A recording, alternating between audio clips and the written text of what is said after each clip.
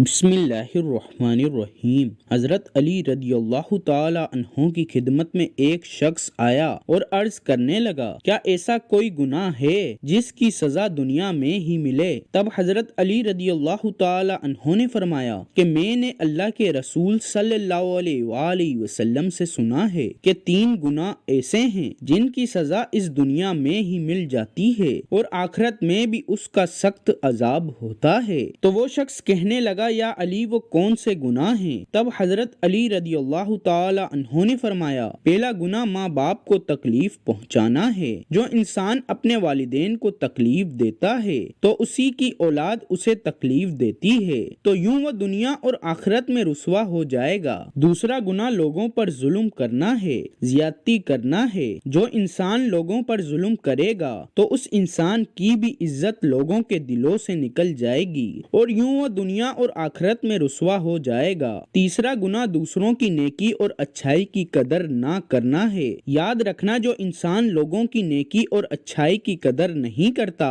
تو آنے والے وقت میں اس انسان کی بھی اچھائی اور نیکی کی کوئی قدر نہیں کی جائے گی، تو یوں وہ دنیا اور آخرت میں رسوا ہو جائے گا۔ دوستوں، آپ لوگوں سے میری گزارش ہے کہ ان گناہوں سے بچو اور اپنے ماں باپ سے پیار کرو، ان کی عزت اور احترام کرو، ان کو کوئی تکلیف نہ دو اور دوسرے انسانوں کے ساتھ ظلم اور زیادتی نہ کیا کریں۔ اگر آپ نے ابھی تک ہمارے چینل کو سبسکرائب نہیں کیا تو ابھی سبسکرائب کر لیں۔ شکریہ۔